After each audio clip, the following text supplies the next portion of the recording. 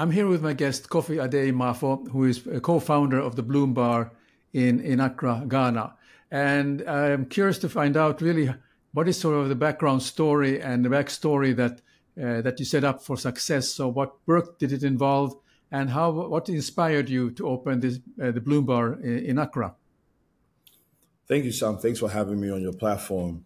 It's a good opportunity to share this story with everyone out there. My business partner and I have always been passionate about hospitality. It's not one of those stories where we went in for the money. It was never about the money. It was in to make a difference because we grew up having the opportunity to travel between Africa and the West.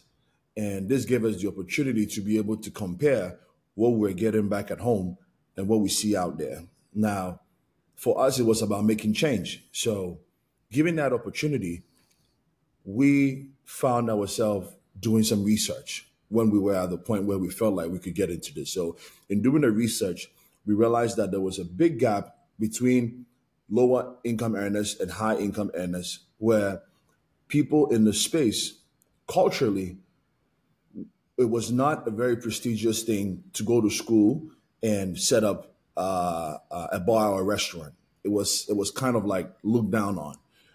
It was never the most attractive job to do, to have a degree and say you want to go out there and sell alcohol and food, you know.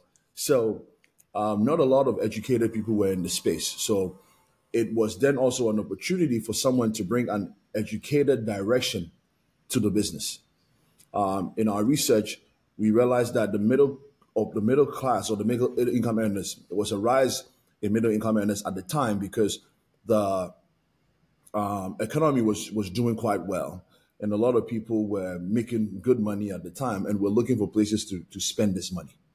So in our research, we realized that the target audience were there, it was available, and we could do something for them. So what we did was we established something that was high end in terms of the decor, in terms of the ambience, in terms of the service, but it was affordable for middle income earners.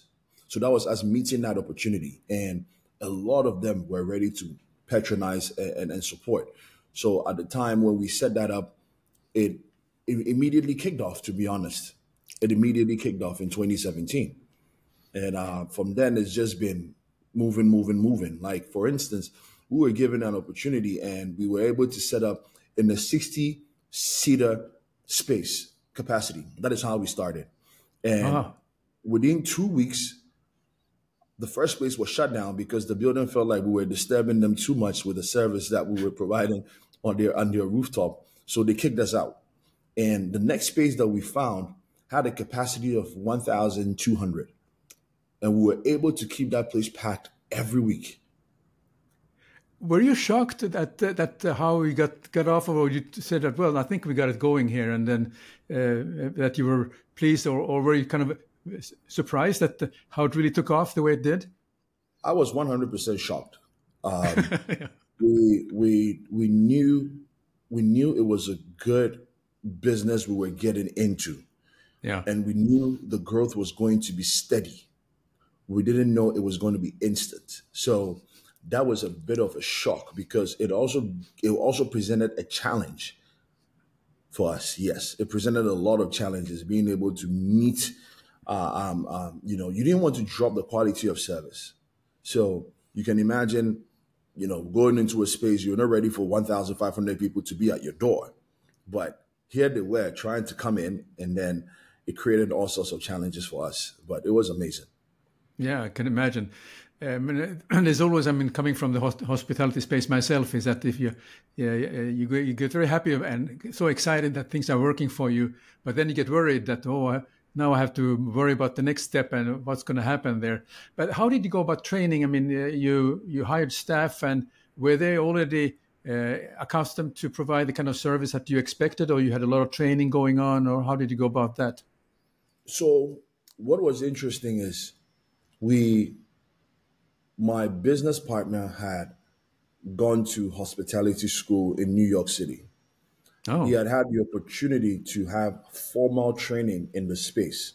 So that also helped us in putting our systems and structures into place.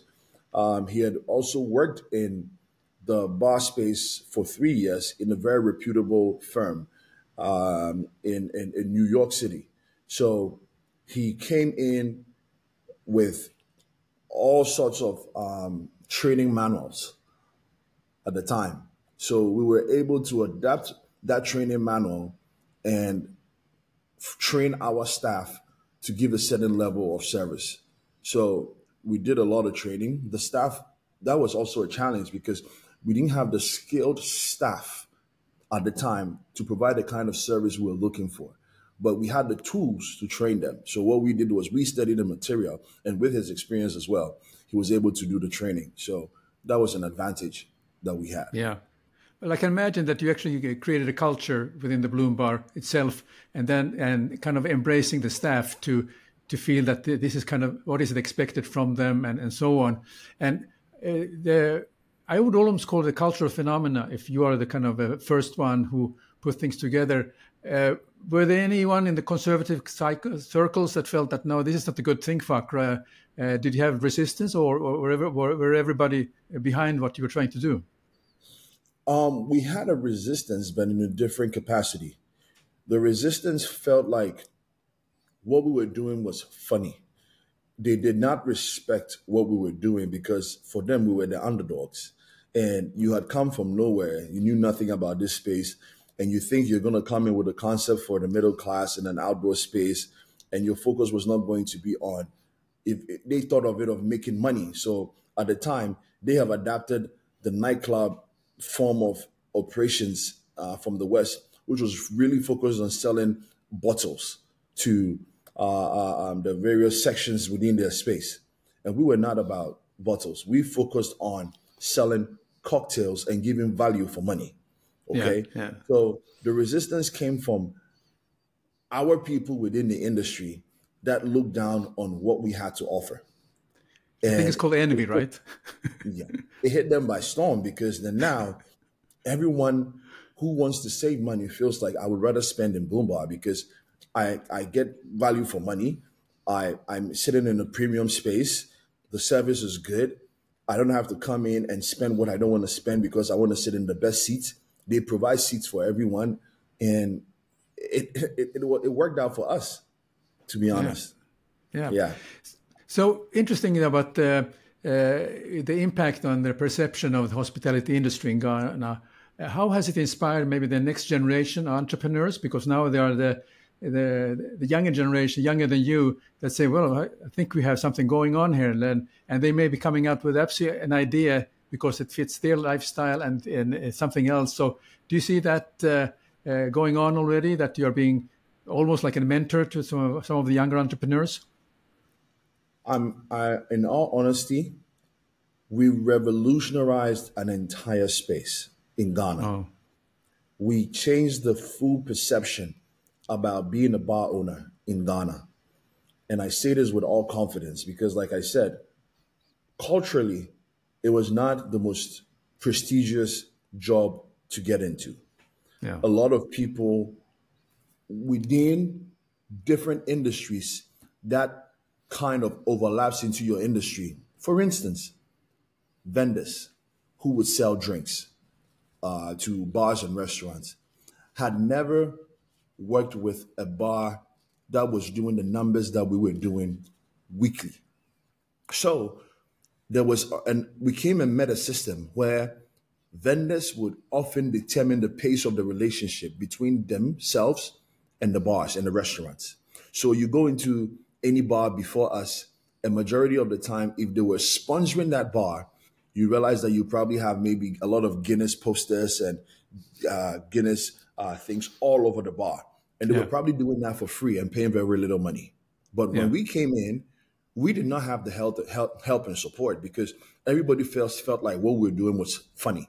So because they underestimated what we were doing and we were able to break through without their assistance, now we had the power to determine the relationship.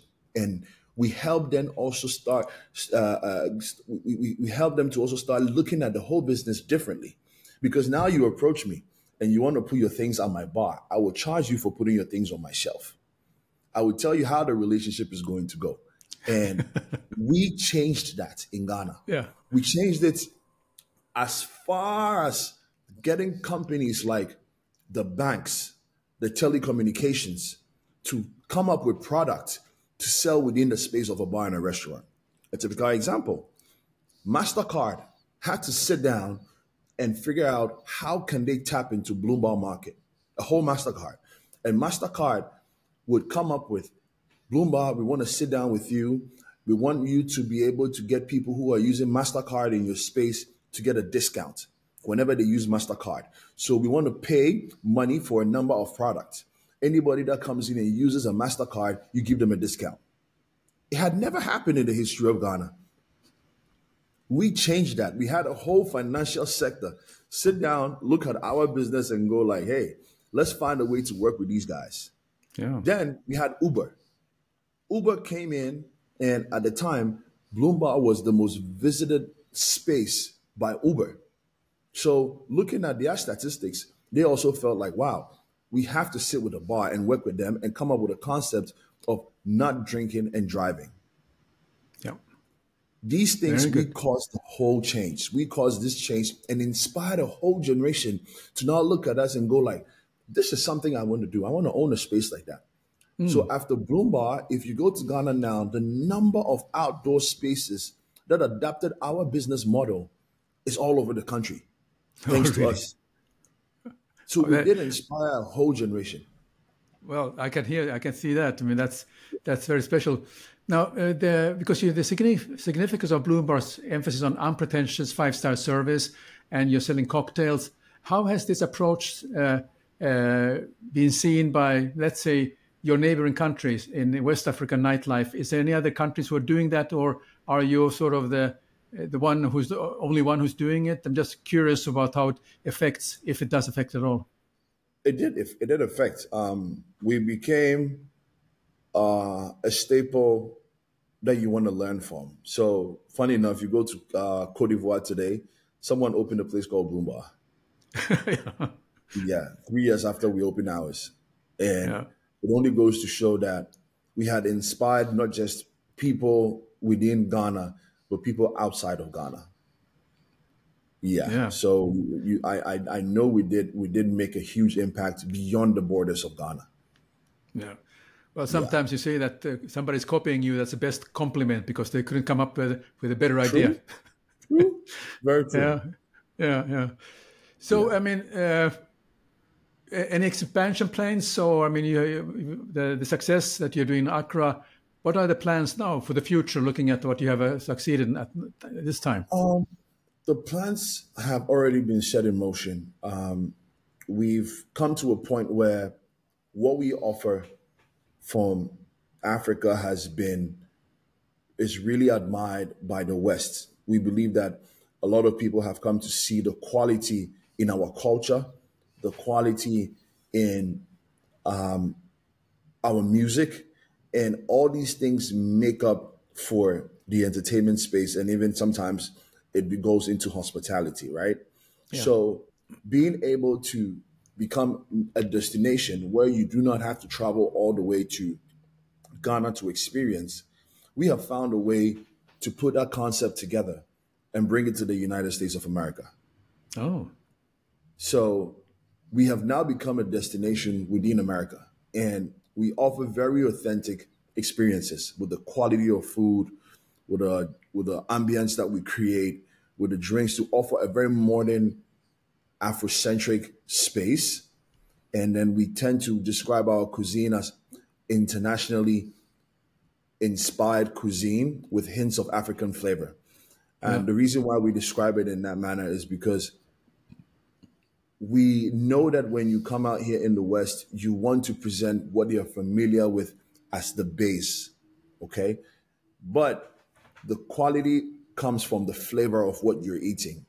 And then obviously the product you're using, right? So we've also brought in very quality flavors, authentic to our culture, that you do not find when you're eating your steak all the time, that you don't get when you're eating your pork belly all the time.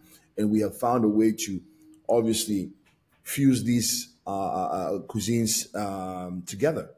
So what we present in terms of flavors and what you're eating and what you're drinking is a hint of what we have at home that gives you a different idea when you travel, when you have to travel all the way to experience it. We brought it right out to your doorstep. Yeah. So could you speak a little bit about the music aspect? Because I think the music and the vibes must play a significant role in creating an atmosphere in a place like Bloom Bar. yeah, the music is everything for us in hospitality because music has a way of setting the tone for the right energy. Okay.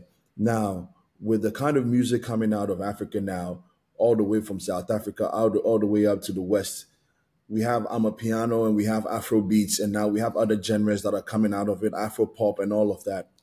These are songs that have gone, are making as much on the billboard like every other song that you hear out there. So we found a way to infuse this for that audible, you get us an experience within our space. Yeah. So you get in there, and the kind of background music being played is probably Afro house, not necessarily house music from the West. And Right. those elements are in there, and that just creates the perfect vibe.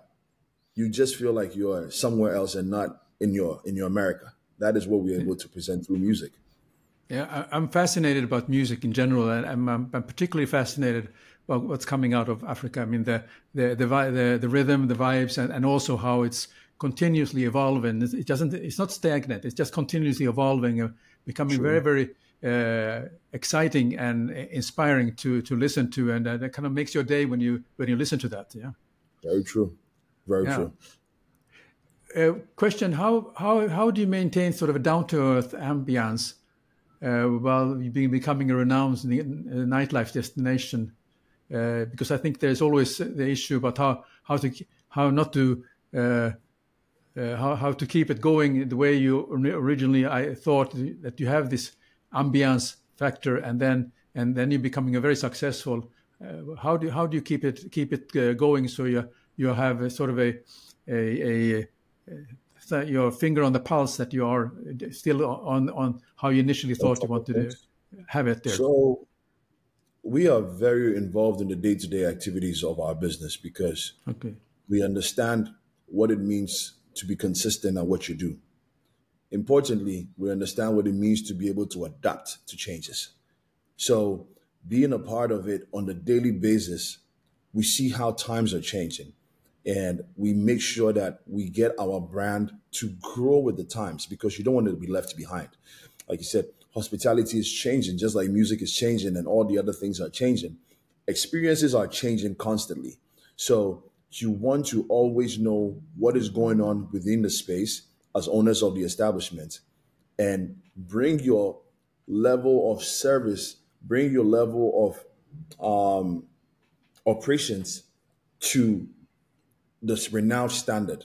So we are a part of it, and we ensure and we make sure that these things are standardized and imbued in our everyday operations and activities that we do. So we are always there to make sure it's happening. We are part of marketing. We help the marketing team to speak the way the brand should be spoken of. We don't want to appear as a very conventional brand, which is doing what is just basic. No, we do things, and you know that this is Bloom Bar. You know? Yeah, I mean, I fortunately haven't had an opportunity to visit, but I visited the website and look at the pictures, and I get the sense of that atmosphere that you are able to convey cleverly. So it really shows that you're really heavily involved yourself in there, and I think that's really a true hotelier, hospitality professional need to have their finger on. There are certain things that you can delegate, and some certain things you really cannot delegate. But having the social media in under control and continuously bring out sort of that content that inspires people to visit you. So that's quite interesting. I have a couple more questions because I think it's a very interesting topic. What lessons can an inspiring entrepreneurs learn from the success story of Bloom Bar? And the reason I ask you this is because I have hotel school students listening, college students who are listening, and some of them already have the idea they want to do something. So just a couple of some lessons that you have learned yourself you want to share with the people who are listening today. I would like to share that I'm also a hotel student. I had the opportunity to go to Cornell University, hospitality program at Cornell University, and I did hotel school, so I can really connect with them on that basis.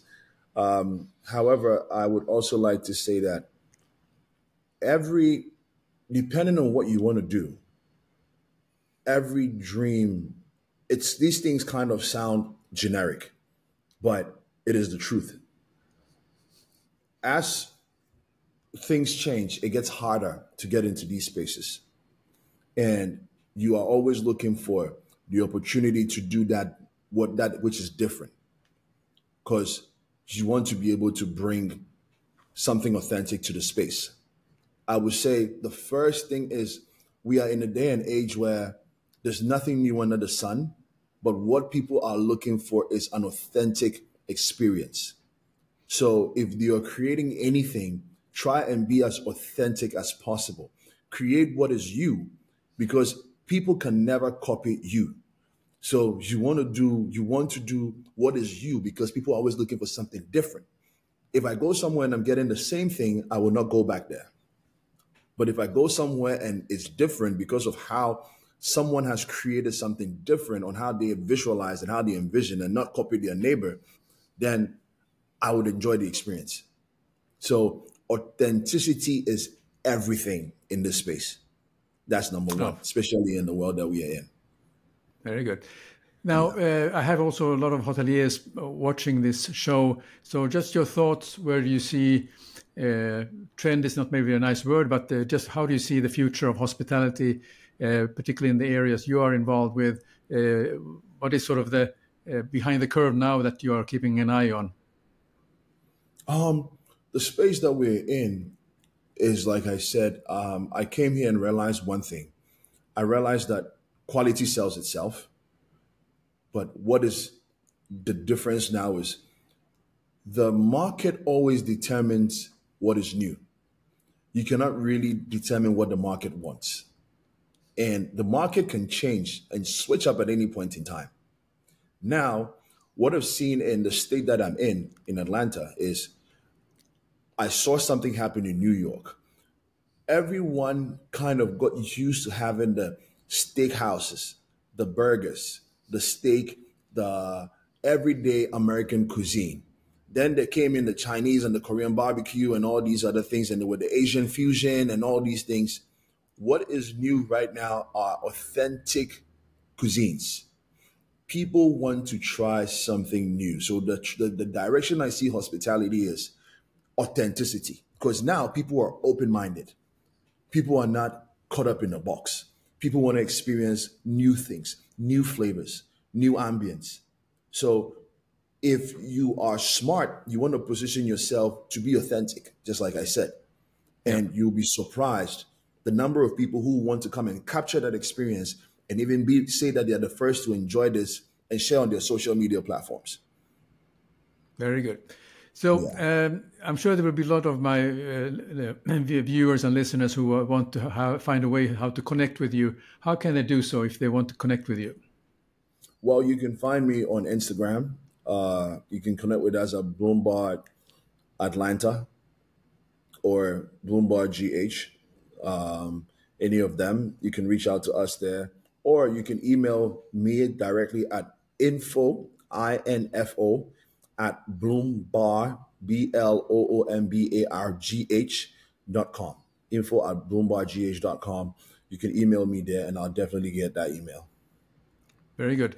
I will put those also in the show notes and in the descriptions for anyone who wants to connect with you. But in closing, I just want to thank you very much, Kofi. I had really a nice discussion, and I certainly learned and understand where you're coming from, and also that I congratulate you and your partner what you have accomplishing. And this is really inspiring and refreshing to see what's going on in your space. So thank you very much. Thank you very much as well, Sam. Thank you so much.